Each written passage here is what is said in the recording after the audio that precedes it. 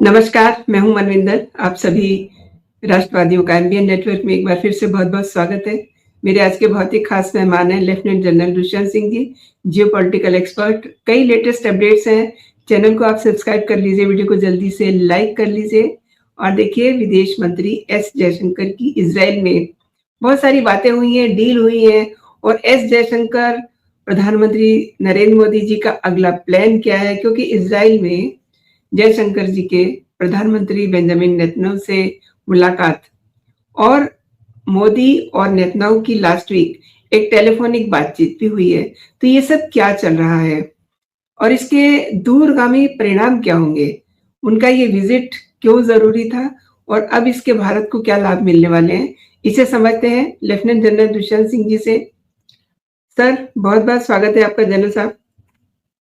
नमस्कार मनविंदर जी, आपको भी नमस्कार और आपके ऑडियंस को भी नमस्कार। अभी जहां तक इस तरह की बात का सवाल है, इस तरह के जो फॉरेन विजिट्स होती हैं, ये किसी पर्पस और मकसद से होती हैं और इस समय जो दुनिया की जो जियोपॉलिटिक्स है, वो बहुत ही एक अजीब तरह की जियोपॉलिटिक्स चल रही है, जिसमें इस समय मैं कहूँगा कि सब लोग अपनी-अपनी देख रहे हैं। सब लोग टैक्टिकल हो गए हैं, स्ट्रेटेजिक आउटलुक किसी का नहीं है और उसका कारण ये है कि सभी जो पहले जो जियोपॉलिटिक्स होती थी ग्लोबल लेवल पर, वो होती थी सबको कंबाइन करने के लिए, सबको साथ ले जाने के लिए, फोरम्स बनाने के लिए होती थी। अब जो हो रही है वो सोवरेन इंटरेस्ट, अपने इंटरेस्ट को पूरा करने के लिए हो रही है। तो जिसको जहां से जिसका इंटरेस्ट फायदा होता है, वो उस तरफ झुक रहा है। अभी आप देखेंगे कि पहले WTO बना था, तो पूरे देश का एक सारे देशों का एक कंबाइंड इकोनॉमिक ट्रेड वगैरह का एक अरेंजमेंट की बातचीत हो रही थी। अब लोग WTO की बात ही नहीं करते हैं। अब लोग बात कर रहे हैं FTAs की। FTAs क्या होता है? Free trade agreement. हमने अब इंग्लैंड से कर लिया है, अमेरिका से बातचीत चल रही है और भी यूरोप से भी बातचीत चल रही है। यूरोप का तो मैंने जहां तक मुझे पता है कुछ दिनों में वो शायद फ्रुक्टिफाई भी हो जाए और उसी तरह से इजराइल से भी FTA की बातचीत चल रही है। तो जो अभी ये जो हाल का दौरा जो हुआ है, इसके 2-3 बड़े कारण हैं। एक तो ये है कि जो वेस्ट एशिया है, ये हमारे लिए एक बहुत ही इम्पोर्टेंट रीजन है। इनफैक्ट हमारा इमीडिएट मैरीटाइम बाउंड्री है हमारी दोनों के साथ।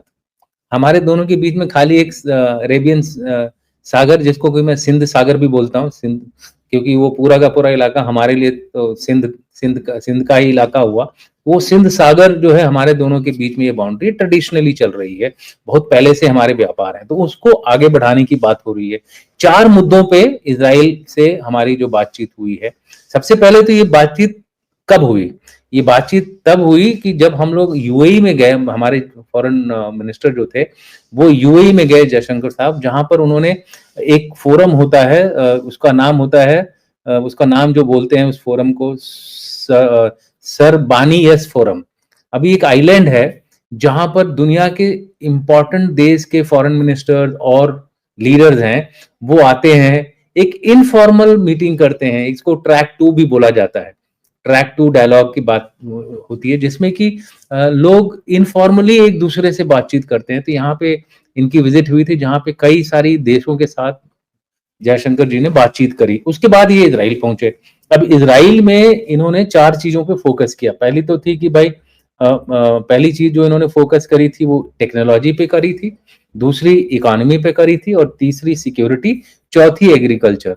अब इसमें मैं इंपॉर्टेंस अगर आपको देना चाहूं तो सबसे ज्यादा जो इस समय इजराइल के लिए प्रॉब्लम चल रही है वो है आतंकवाद। तो है ही है, आपने देखा होगा बूंदी में जो अटैक हुआ है वो एक रिलीजन को चुन के किया गया, यानी कि सबको पता था जो इसका जो परपिट्रेटर था, जिसने ये आतंकी हमला किया था, नावेद और साजिद जो थे, अकरम, जिन्होंने ये हमला किया है, ये दोनों के दोनों ने चुन करके ऐसे लोगों को मारा है जो कि इस्लाम के खिलाफ खड़े होते हैं, यानी कि इजराइल, यानी कि ज्यूस के खिलाफ।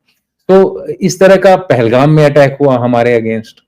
तो ये एक नया ट्रेंड शुरू हो गया है, मुझे ऐसा लगता है, जहां पे लोग दूसरे रिलीजन को एक फोकस्ड तरीके से टारगेट कर रहे हैं, जहां वही रिलीजन के लोग हों वहीं पे जाकर के ये लोग उस तरह का हमला करेंगे। चाहे वो इस्लाम के लोग करें या चाहे फिर किसी और पंथ के लोग करें। लेकिन आपने देखा होगा ओवरऑल अगर दुनिया में देखा जाए तो सबसे ज्यादा जो है वो इस्लाम की तरफ से ज्यादा इस तरह के हमले होते हैं। एक आध कहीं क्रिश्चियन या एक आध कभी किसी दूसरी रिलीजन के लोगों ने कर दिया हो। भारत तो आपने देखा होगा अधिकतर हम लोग शांति प्रिय देश हैं, हम इस तरह की चीजों में विश्वास नहीं रखते हैं। बट दैट इज सो एक सिक्योरिटी एक बहुत बड़ा कारण है, और जिसमें इंटेलिजेंस शेयरिंग आपको पता होना चाहिए। इजराइल की जो इंटेलिजेंस है बहुत अच्छी है। एक बार पहले ऑस्ट्रेलिया में ऐसा ही हमला होने वाला था, जो कि नेतन्याहू जी को पता चल गया था, उन्होंने प्राइम मिनिस्टर ऑफ ऑस्ट्रेलिया को बताया और वो हमला जो था नाकाम कर दिया गया था। तो इस बार थोड़ा चूक हुई इस बार, हालांकि नेतन्याहू जी ने बोला है कि हमने बोला था ऑस्ट्रेलिया को कि इस तरह का कोई हमला होगा, तो उन्होंने एक तरह से आप समझ लीजिए इनडायरेक्टली ब्लेम भी किया है कि भाई आप लोगों ने ठीक तरह से सुरक्षा का इंतजाम नहीं किया, जिसकी वजह से 12 लोगों की, अब तो 16 का आंकड़ा आ गया, जिसमें 2 जो टेररिस्ट हैं वो भी शामिल हैं। सो इंटेलिजेंस शेयरिंग मेरे को लगता है वो सबसे बड़ा मुद्दा है। आपको पता होना चाहिए कि नेतन्याहू जी कुछ दिन पहले आने वाले थे दिसंबर में, नवंबर में, लेकिन दिल्ली ब्लास्ट हो गया, इसलिए उन्होंने अपनी विजिट जो थी कैंसिल कर दी थी। तो ये भारत के लिए एक बहुत ही मैं कहूंगा एक बैकवर्ड स्टेप हो गया कि एक इम्पॉर्टेंट लीडर आ रहा है और उसी के ईव में या उसी के परिप्रेक्ष्य में हमारे यहाँ एक दिल्ली ब्लास्ट हो जाता है और वहाँ के जो प्राइम मिनिस्टर हैं उन्होंने वो दौरा कैंसिल किया। तो ये भी एक रीजन हो सकता है कि वहां जाकर के जयशंकर जी ने इन सब चीजों पे दोबारा बातचीत की हो और यकीन दिलाया हो कि आप जनवरी में जरूर आइए, क्योंकि बाकी चीजों पे हमें आगे बढ़ना बहुत जरूरी है। एक तो फ्री ट्रेड एग्रीमेंट मैंने बता दिया, जो कि लोग बोल रहे हैं, जो जहां तक पीयूष गोयल जी भी शायद इससे इस बात को आगे बढ़ा रहे हैं, और उन लोगों के जो स्टेटमेंट्स आ रहे हैं उससे ये लग रहा है कि ये एफटीए जल्दी ही हो जाएगा। दूसरा जो है एग्रीकल्चर। अब एग्रीकल्चर में आप देखेंगे इजराइल जो है उनको पानी की समस्या बहुत है, जमीन कम है और लोग ज्यादा हैं, सोर्स कम है। लेकिन इजराइल ने बहुत एक अच्छा काम किया था कि उन्होंने एक बहुत अच्छी अपनी टेक्निक बनाई। पहले तो वो एक्सपर्ट हैं, वर्ल्ड में नंबर 1 कह लीजिए सी वाटर को, डिसैलिनेशन वाटर को ड्रिंकिंग वाटर बनाने में। दूसरा जो वर्ल्ड में वो आगे है सबसे, वो है रीयूजेबल, यानी कि गंदे पानी को वो साफ करके दोबारा रीयूज कर सकते हैं। ये दो तीसरे एरिया जिसमें वो एक्सपर्ट हैं वो है इरिगेशन में। अब ये तीनों की तीनों चीजें भारत को भी चाहिए, क्योंकि भारत में भी कई ऐसे इलाके हैं जहां पर पानी की समस्या है। तो इसमें दोनों का ही एक तरह से समझ लीजिए विन विन सिचुएशन है। लेकिन इसमें प्रॉब्लम क्या हुई है कि अब इजराइल को जो वो पानी आ रहा था डिसैलिनेशन करके, उसमें कुछ मिनरल्स की कमी हो जाती है। अब उसकी वजह से वो पानी उनको नुकसानदेह कर रहा है, और अभी कुछ साल, पिछले साल ही शायद उनके यहाँ सूखा पड़ा था। उसकी वजह से खाली डिसैलिनेशन वाटर पे डिपेंड करने से इजराइल की हालत थोड़ा खराब है। तो इस चीज को ध्यान में रखते हुए भारत और इजराइल की जो कोऑपरेशन है एग्रीकल्चर में, वो शायद आगे बढ़ाने के लिए भी ये मीट हुई थी। आपको बता दूं, मेरे आंखों के सामने, मैं इंदौर के पास एक जगह है मऊ, जहाँ पे मिलिट्री हेडक्वार्टर्स है, वहां के बगल में पहाड़ होते थे जब मैं छोटा था। बाद में अभी मैं जब जनरल, मतलब मैं लास्ट पोस्टिंग मेरी, मैं लेफ्टिनेंट जनरल था, वहां पे था, तो मैंने देखा उसी जमीन में इतनी फसल उग रही है अब। और मुझे बाद में पता चला कि ये ड्रिप इरिगेशन जो इजराइल से हम लोग ने लेके आए उसकी वजह से हुआ है। अब पूरा का पूरा एमपी जो है ना, वो उस इलाके, छोटे से इलाके के ऊपर डिपेंडेंट है अपने फूड के लिए। फूड सरप्लस हो गया है। तो ये इतना बढ़िया स्टेप। इसी तरह से यूपी में जाएंगे आप, वहां भी इनके सेंटर्स खुले हुए हैं, उनको बोलते हैं agriculture and water centres, Israel ने खोल रखे हैं इंडिया में। तो ये दोनों के लिए फायदेमंद बात है। ये एक दूसरा मेजर चीज था। इकोनॉमी तो मैंने बता ही दिया, सिक्योरिटी मैंने आपको बता दी, एग्रीकल्चर बता दिया, और लास्ट पॉइंट था टेक्नोलॉजी। टेक्नोलॉजी में जो है ना, इजराइल काफी आगे है। और हमको अभी दरकार किस चीज की है? हमारे जो दुश्मन है एक तरह से समझ लीजिए वही दुश्मन जो है इजराइल के भी हैं। अगर पाकिस्तान है वो सपोर्ट करता है इस तरफ, तो वो किसके अगेंस्ट जाता है? इजराइल के खिलाफ जाता है। वो हमास को सपोर्ट करता है तो इजराइल के खिलाफ हुआ। तो जब दो देशों के दुश्मन एक ही हों, तो वो दोनों बहुत अच्छे दोस्त बन जाते हैं। तो मेरा ये मानना है कि टेक्नोलॉजी भी हमारे लिए बहुत जरूरी है। और अब आप देख रही हैं कि धीरे धीरे हमारा जो है, जो टेक्नोलॉजी का बास्केट है, वो पहले हम अमेरिका पे काफी कुछ भरोसा किया था हमने, लेकिन अब उतना भरोसा नहीं रह गया जितना कि पहले था। ट्रंप की कुछ नीतियां ऐसी हैं जिसकी वजह से हमारे को आपस में थोड़ी सी दिक्कतें आ रही हैं, स्लो हो गया है सारा का सारा प्रोसेस। अभी देखिए 40 हमको तेजस एयरक्राफ्ट डिलीवर करना था 2018-19 में, आज 2025 हो गया है, अभी इंजन की वजह से वो नहीं हो पा रहा है। तो हमारे स्क्वाड्रन जो हैं जिनको एयरक्राफ्ट चाहिए, वो अमेरिका से जो इंजन आने थे वो नहीं आए हैं, इसलिए हमको उसमें डिले हो रही है, इसलिए हमें खरीदना पड़ा। राफेल खरीदा फिर हमने, और बातचीत चल रही है राफेल के लिए। कुछ लोग बोल रहे हैं Su-57 के ऊपर भी बातचीत चल रही है। तो इजराइल से टेक्नोलॉजी लेना हमारे लिए एक जरूरत हो गई है। हम उनको क्या ऑफर कर सकते हैं? हम उनको सपोर्ट ऑफर कर सकते हैं, और हम कर भी रहे हैं। आपने देखा होगा कि हमने कभी भी इजराइल को अपना एक तरह से अपना दोस्त ही माना है हमेशा, और अब तो हम खुले में मानते हैं कि वो हमारे दोस्त हैं। हम ये जरूर चाहते हैं कि वहां लड़ाई खत्म हो जाए, जल्दी शांति बहाल हो जाए, ताकि हमारा जो आपस में रिलेशनशिप है और अच्छी हो जाए। लेकिन वो उस कॉस्ट पे नहीं है कि हम इजराइल को इग्नोर करें। तो इसलिए इजराइल और भारत का जो सपोर्ट है वो कई 360 डिग्री में है। टेक्नोलॉजी, इकोनॉमी, इंटेलिजेंस, सिक्योरिटी, आप नाम ले लीजिए, हर हर हर डिपार्टमेंट या हर क्षेत्र में इजराइल और इंडिया का एक वो है, सपोर्ट है। इसी वजह से अब जैसे हाइफा है, हाइफा पोर्ट अगर बन गया होता तो हमारा जो ये आईमेक कॉरिडोर था जो इंडिया से लेकर के यूरोप तक जाना था, अब तक चल रहा होता। 2 साल हो गए, वो बिल्कुल बेकार हो गया है हमास और इजराइल की लड़ाई की वजह से। तो अब भारत के जो प्रधानमंत्री वो क्यों गए इस इलाके में? वो इसलिए गए हैं कि एक महासागर बनाने के लिए, महासागर योजना बनाई है उन्होंने। महासागर योजना में ही समुद्र का रास्ता अपनाया जा रहा है इथोपिया तक, भारत से लेकर के इथोपिया तक। तो उन देशों को वो टारगेट कर रहे हैं और वहां जाके वो विजिट कर रहे हैं, ताकि जो हमारा जो ट्रेड है वो ना सफर करे। तो जो हमारे जो प्रधानमंत्री जी हैं या फिर जो हमारे फॉरेन मिनिस्टर हैं, ये लोग एक एम से, एक इरादे से इस इलाके में घूम रहे हैं, ताकि जो हमारी जो 4.1 ट्रिलियन की जो इकोनॉमी, अब 4 ट्रिलियन की जो इकोनॉमी हो गई है, अब जल्दी से नंबर 3 इकोनॉमी बन जाए। और वो बन जाएगी, मेरा आपसे मतलब एक तो समझ लीजिए कि गारंटी है कि 2028 तक दूसरी बड़ी इकोनॉमी बन जाएंगे। और लेकिन उसको बनने के लिए काम करना पड़ता है, ऐसे नहीं बैठे बैठे बन जाएगी। काम, ट्रेड बढ़ानी पड़ती है। अब आप देखिए, बहुत सिंपल सा उदाहरण दे रहा हूं। अमेरिका ने हमारे ऊपर 50% टैरिफ लगाया, फिर 25% टैरिफ भी लगा दिया क्योंकि हम तेल ले रहे थे रशिया से। अब मानोगे नहीं, पिछले 3 महीने में हमारे जो एक्सपोर्ट्स 25 गुना से लेकर के 30 गुना बढ़ गए हैं, अमेरिका में बढ़ गए हैं। और इसका खामियाजा कौन भुगत रहा है? अमेरिका के लोग।